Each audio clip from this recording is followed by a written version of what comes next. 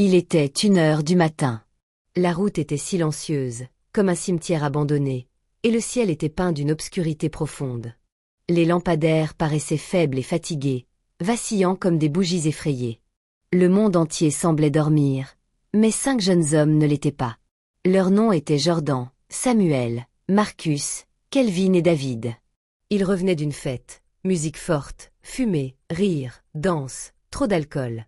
Leurs chemises étaient à moitié déboutonnées, leurs yeux rouges, leurs voix fortes. La voiture avançait sur la route déserte tandis qu'ils plaisantaient, se disputaient et riaient avec une joie insouciante. Ils se sentaient intrépides, invincibles, intouchables. Jordan était au volant. Il parvenait à peine à garder les yeux ouverts, mais la fierté le poussait à tenir le volant. Tout le monde était ivre. Leurs esprits flottaient comme des feuilles sur une rivière. Puis Samuel gémit depuis le siège arrière. « S'il te plaît, arrête la voiture. J'ai besoin de me soulager. » Jordan s'arrêta près d'un buisson épais. C'était un endroit où personne ne devrait se tenir la nuit.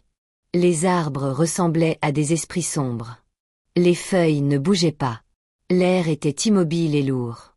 La nuit retenait son souffle, comme si quelque chose les observait. Ils ne se préoccupèrent pas. Tous descendirent pour se soulager.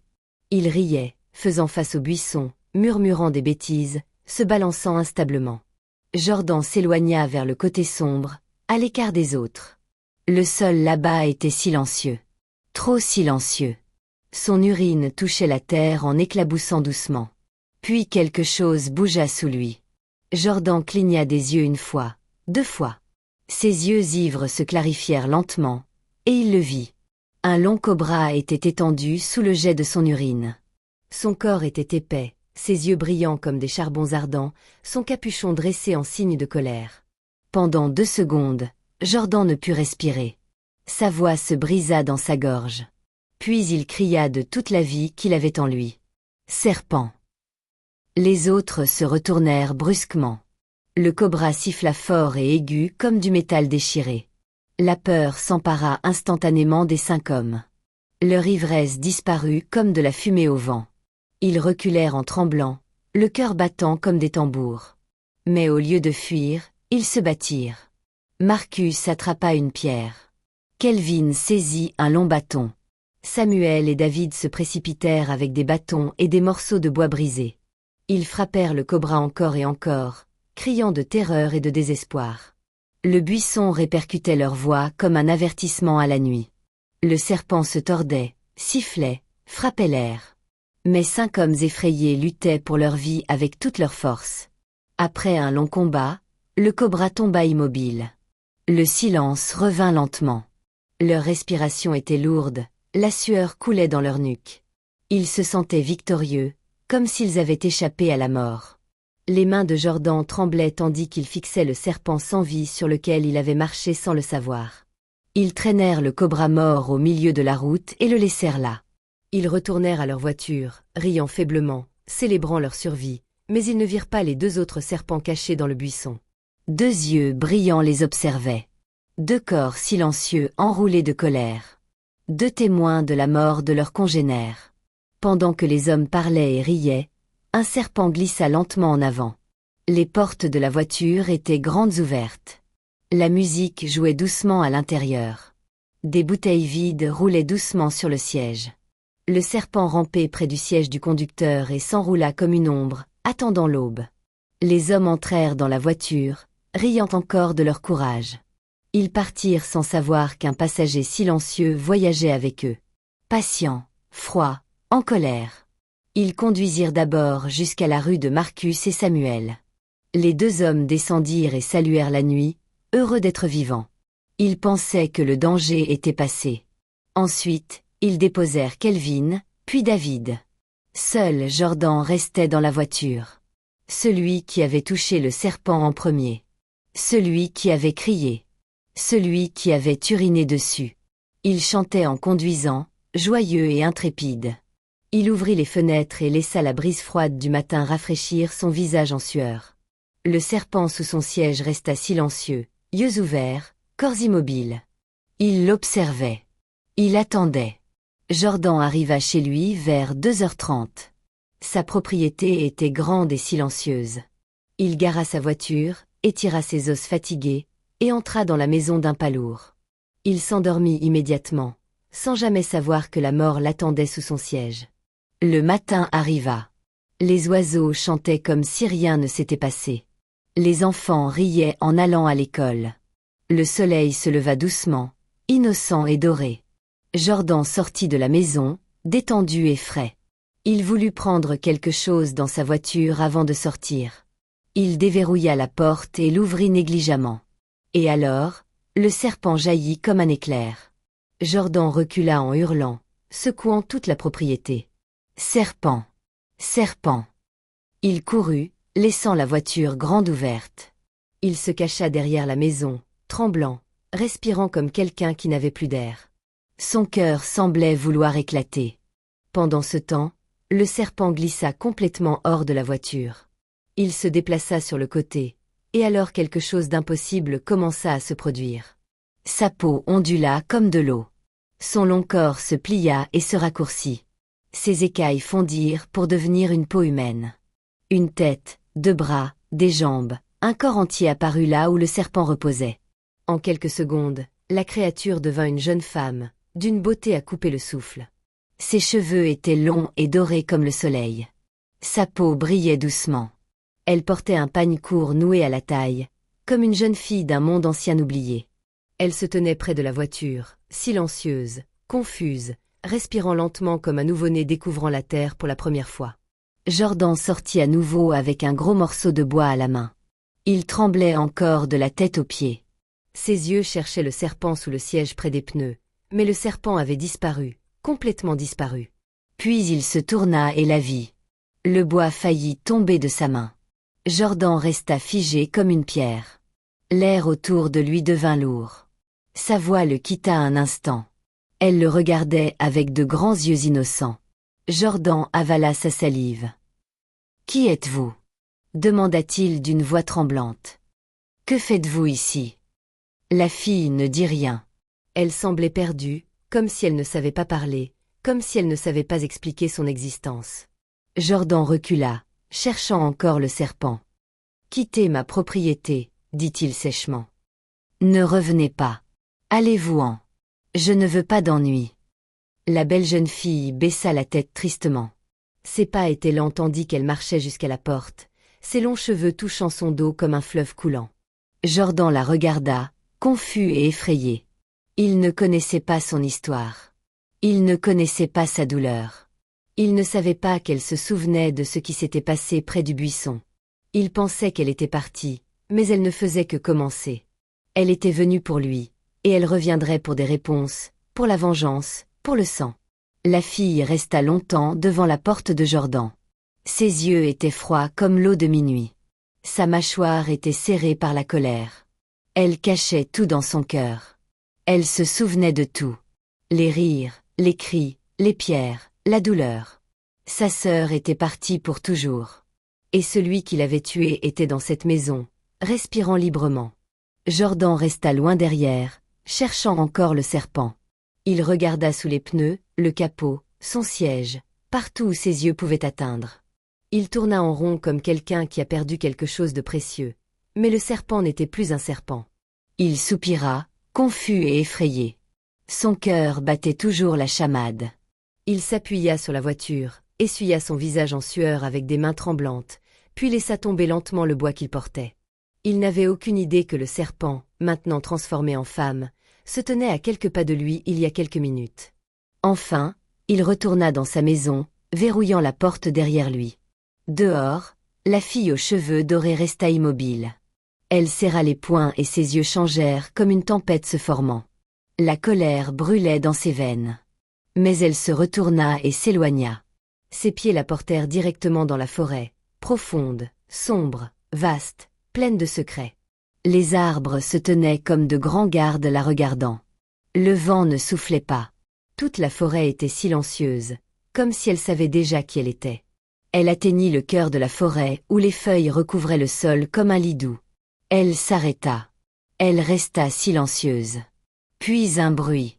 Quelque chose rampait. Elle ne bougea pas. Elle ne cligna pas des yeux. Un grand serpent glissa vers elle. Noir, long, lourd. Ses yeux brillaient comme du feu sous l'eau. Dès qu'il l'atteignit, son corps commença à changer. Les écailles s'assouplirent comme de la cire fondue. La forme se plia, se tordit, s'éleva comme de la fumée. En quelques secondes, il devint une femme plus âgée. Grande, belle, mais féroce comme le tonnerre. Ses cheveux étaient enveloppés de perles brillantes. Sa peau brillait comme de l'or poli. Ses yeux portaient l'histoire d'un pouvoir ancien. C'était sa mère. La mère ne salua pas chaleureusement. Elle avança avec une tempête sur le visage. « Comment cela s'est-il passé ?» demanda-t-elle. Sa voix était calme mais lourde comme la pluie avant l'éclair. La jeune femme baissa les yeux. « Rien n'a encore eu lieu, dit-elle lentement. Je cherche encore la bonne manière de les faire payer. » Les yeux de la mère s'assombrirent de colère. Sa voix s'éleva comme le feu. « Ils ont tué ta sœur. Et tu dis que tu cherches encore la bonne manière ?» Les arbres tremblèrent. Le sol gronda. L'air s'épaissit comme de la fumée. « Si tu n'es pas capable, continua la mère sèchement, alors recule. J'irai moi-même. » La jeune fille tomba rapidement à genoux et saisit la main de sa mère. « Non, s'il te plaît, donne-moi du temps. Je peux le faire. Je vais m'en occuper. » Sa voix tremblait, mais sa détermination était forte. La mère la regarda longuement, lentement. Son regard était profond, comme des rivières sous la lune. Puis elle parla à nouveau. « Va faire ce qui doit être fait. Fais-leur regretter la nuit où ils nous ont touchés. » Sa voix était froide mais définitive. La jeune femme se leva. Elle s'inclina doucement. Sans un mot de plus, elle s'éloigna. À travers les arbres, à travers les ombres, de retour dans le monde des humains. Quelques instants plus tard, un moteur discret résonna sur la route menant à la maison de Jordan. Un G-wagon blanc, brillant comme de la glace sous le soleil, roula dans la rue de Jordan. Ses pneus chuchotaient sur le sol. Le portail s'ouvrit lentement. Le G-wagon rentra. Jordan, qui était à l'intérieur pour boire de l'eau et calmer ses nerfs, entendit le son de la voiture. Il regarda par sa fenêtre. Son cœur bondit, mais cette fois de curiosité, non de peur. Il se précipita dehors, manquant presque de trébucher sur ses chaussons. Lorsqu'il atteignit la cour et vit la voiture, d'un blanc pur, propre comme une perle naturelle, sa bouche resta ouverte. Puis la porte s'ouvrit et elle sortit. La même fille aux cheveux dorés qu'il avait renvoyée. Mais maintenant elle était différente, et il ne pouvait plus la reconnaître. Son pagne avait disparu, remplacé par une longue robe blanche flottante, brillante comme la lumière de la lune. Ses cheveux tombaient comme de la soie jusqu'à sa taille. Elle paraissait chère, puissante, comme quelqu'un qui ne m'en dit rien. Le corps entier de Jordan changea. Sa peur disparut. Sa fierté se réveilla. Il s'avança en souriant bêtement. « Bonjour, belle, dit-il joyeusement en tendant la main. Qui venez-vous voir ?» Ses lèvres esquissèrent un sourire calme. Lent, doux, mystérieux. « Jordan, mon nom. » Elle connaissait son nom. La poitrine de Jordan se gonfla de fierté. « Nous sommes-nous déjà rencontrés ?» demanda-t-il doucement. Elle cligna des yeux. « La nuit dernière, » dit-elle. Jordan rit en se frottant la nuque. « Oh, j'étais très ivre à la fête. Ma mémoire n'est pas claire. Pardonne-moi. » Elle se contenta de sourire. Il ouvrit son portail encore plus grand comme un roi accueillant. « Entrez, entrez. Vous êtes la bienvenue. » Elle entra correctement, gara la voiture et sortit à nouveau. Puis elle marcha à l'intérieur de la maison avec grâce, pas comme une humaine ordinaire. Chaque pas était doux et silencieux, comme une ombre faite de lumière. Jordan ne pouvait détacher ses yeux d'elle. Il la guida dans le salon. Le salon était lumineux et spacieux, mobilier cher, carrelage brillant, photos de famille accrochées proprement au mur. L'air sentait le désodorisant et la peinture fraîche. Elle s'assit sur le canapé, jambes croisées. Elle observait lentement les rideaux, la télévision, le lustre, la table en verre. Ses yeux absorbaient tout, comme si elle lisait une histoire écrite dans la pièce. Jordan se hâta vers la cuisine, nerveux et excité. Il revint avec 2 bouteilles de vin, des glaçons et des verres scintillants. « Prenez quelque chose à boire, » dit-il, souriant comme un homme essayant d'impressionner une princesse. Elle regarda la bouteille. Puis lui. Puis sourit lentement. Elle prit le verre. Jordan s'assit en face d'elle, penché en avant, fasciné. Il voulait lui poser des questions. Qui elle était, pourquoi elle était venue, comment elle l'avait trouvée, mais sa beauté rendait ses mots lents et faibles. Il se contenta de la regarder. Elle ne fit que sourire. Dans son sourire, il y avait la foudre. Dans son silence, une tempête. Jordan ne savait pas qu'il recevait une visite venue du cœur même de la vengeance. Il ignorait qu'il souriait à la mort avec des yeux doux. Il ne savait pas qu'il avait invité le danger dans son salon, l'avait placé sur son canapé et lui avait offert du vin. La maison était paisible. La pièce était calme, mais son cœur ne l'était pas. Elle n'avait rien oublié. Elle était venue pour commencer. Pendant ce temps, l'ami de Jordan, Kelvin, passa en voiture tranquillement. Kelvin frappa une fois à la porte de Jordan avant de l'ouvrir. La propriété était lumineuse, carrelée, propre et paisible. Un endroit parfait pour quelqu'un qui ignorait que la mort avançait lentement derrière lui. Jordan était dans le salon, riant de quelque chose que la jeune femme avait dit. Elle s'assit à côté de lui, belle d'une manière que les humains ordinaires n'étaient pas. Sa peau brillait comme du miel frais, ses yeux longs et lumineux comme s'ils contenaient une lumière. Ses longs cheveux tombaient sur ses épaules comme un fleuve. Son sourire était lent, calme, presque dangereux. Jordan entendit la voix de Kelvin et se leva. « Mon ami est là », dit-il joyeusement et courut pour l'accueillir. Lorsque Kelvin entra, la tête de la jeune femme se tourna lentement vers lui. Pas rapidement comme un humain ordinaire, mais lentement, calculatrice, comme si elle le jaugeait, le pesait, l'étudiait comme un prédateur observe sa proie avant de frapper. Jordan les présenta chaleureusement. « Kelvin, voici Diana », dit-il fièrement. Kelvin tendit la main, et elle l'accepta doucement. Sa paume était chaude, douce et lisse. Mais Kelvin sentit un froid étrange passer à travers sa peau dès qu'elle le toucha. Il faillit retirer sa main, mais ne voulut pas paraître impoli. Alors il sourit et la serra plus tôt. « Enchanté », dit-il doucement. Ses yeux restèrent un instant trop longtemps sur lui, comme si elle voyait à travers lui, pas seulement le regardait. Kelvin s'assit et participa à la conversation. Il plaisantait sur la fête de la veille, la musique forte, la danse, la chute de Jordan lorsque le DJ avait augmenté le volume. Jordan riait aux éclats, tenant son ventre, et Kelvin riait aussi.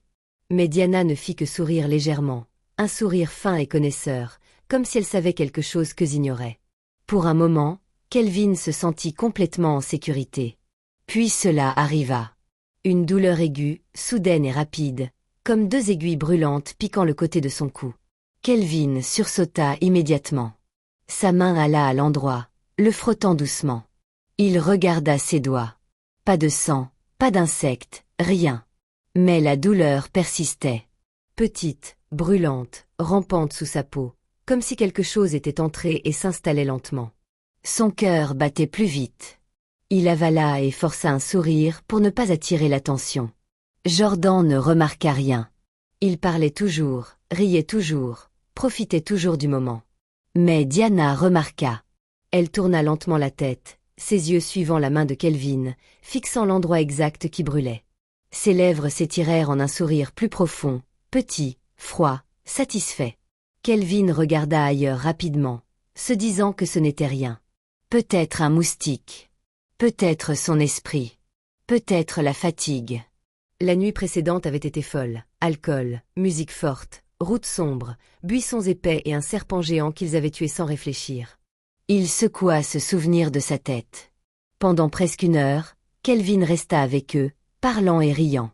Mais la douleur dans son cou ne partit jamais. Elle était là, petite et constante, comme quelque chose de planté en lui. Après un certain temps, Kelvin se leva pour partir. Il s'étira, sourit et remercia Jordan pour le verre. Il fit un signe poli à Diana. Elle ne cligna pas des yeux. Elle se contenta de le regarder se lever, observant l'angle de son cou, l'endroit exact où les deux marques sombres se cachaient sous sa peau. Kelvin sortit de la maison et ferma la porte. Jordan et Diana restèrent à l'intérieur, riant et parlant comme si tout était normal. Mais pour Kelvin, rien n'était normal. Kelvin arriva chez lui vers 19h30. Sa maison était silencieuse. Seul le tic-tac de l'horloge murale faisait un bruit doux. Il retira ses chaussures, laissa tomber ses clés et son téléphone sur la table, puis alla directement devant le miroir. La douleur était toujours là. Il tourna légèrement la tête et se pencha, yeux concentrés. Au début, il ne vit rien, juste une police. Il fronça les sourcils et se pencha plus près, soulevant l'ampoule pour mieux voir, et alors il les vit. 2 petites taches sombres côte à côte, rondes, parfaites. Le cœur de Kelvin s'arrêta un instant. Elles ne ressemblaient pas à des piqûres de moustiques. Elles ressemblaient à des marques, profondes, nettes, intentionnelles, presque comme une signature. Il les toucha doucement. Elles étaient tendres, chaudes au moment où son doigt appuya. La douleur s'enfonça plus profondément, se propageant dans son épaule comme un liquide brûlant. Kelvin haleta. La sueur monta lentement sur son front. Il fixa à nouveau les marques, 2 comme des points jumeaux, exactement semblables, et les souvenirs affluèrent. Le serpent, la route, les buissons, les pierres, le sang. Il eut froid. Il se rappela comment ils avaient ri après avoir tué le serpent. Comment ils avaient traîné son corps et l'avaient jeté sur la route. Kelvin recula du miroir. « Non, non, ce n'est rien », murmura-t-il. Il refusa d'accepter ce que son esprit suggérait. Il prit du baume et le frotta vigoureusement sur les marques. Le menthol brûlait vivement, mais la douleur à l'intérieur ne fit que croître, pulsant lentement comme un battement de cœur. Il s'assit sur son lit, faible. Il s'allongea doucement, respirant, espérant que le sommeil le calmerait. Ses yeux se fermèrent. L'ampoule clignota une fois, mais Kelvin ne remarqua rien. Il essaya de dormir, et il dormit, mais le sommeil ne vint pas doucement. Sa respiration changea, lente au début, puis plus lente. Ses mains tremblaient puis se détendirent. Ses pieds bougèrent une fois, puis s'arrêtèrent. Une fine ligne de sueur se forma sur son front. Même si le ventilateur soufflait, son visage semblait paisible, mais quelque chose à l'intérieur de son corps se battait. Luttait silencieusement, invisiblement, comme 2 forces s'affrontant profondément dans son sang, là où personne ne pouvait voir. Kelvin inspira, retint, expira. Il inspira de nouveau, retint, expira. Les minutes passèrent. La pièce était silencieuse. Vers minuit, sa respiration se fit plus douce, plus lente, s'éteignit, puis s'arrêta complètement. Kelvin ne se réveilla pas. Sa main tomba, immobile. Sa poitrine cessa de se lever. Les marques sur son cou s'assombrirent légèrement, comme de l'encre se répandant sur du papier. Il ressemblait à quelqu'un qui dort, visage calme, corps détendu, mais il était parti, froid, immobile, silencieux pour toujours. Le soleil du matin entra doucement par sa fenêtre, mais Kelvin n'ouvrit pas les yeux. Il était mort avant l'aube. La lumière du matin pénétra lentement dans la chambre de Jordan, comme de doux doigts effleurant les rideaux. Il s'étira sur son lit et s'assit, encore à moitié endormi. Il regarda à côté de lui. Diana n'était plus sur le lit. Il entendit l'eau couler dans la salle de bain. Elle avait dormi là toute la nuit comme si rien n'était étrange ou mauvais dans le monde, comme s'il était simplement une femme ordinaire. Jordan se frotta les yeux, bâilla, et se leva pour s'habiller. Alors qu'il bougeait, quelque chose attira son attention sur le lit. Quelque chose de petit, pâle, enroulé, comme du papier fin.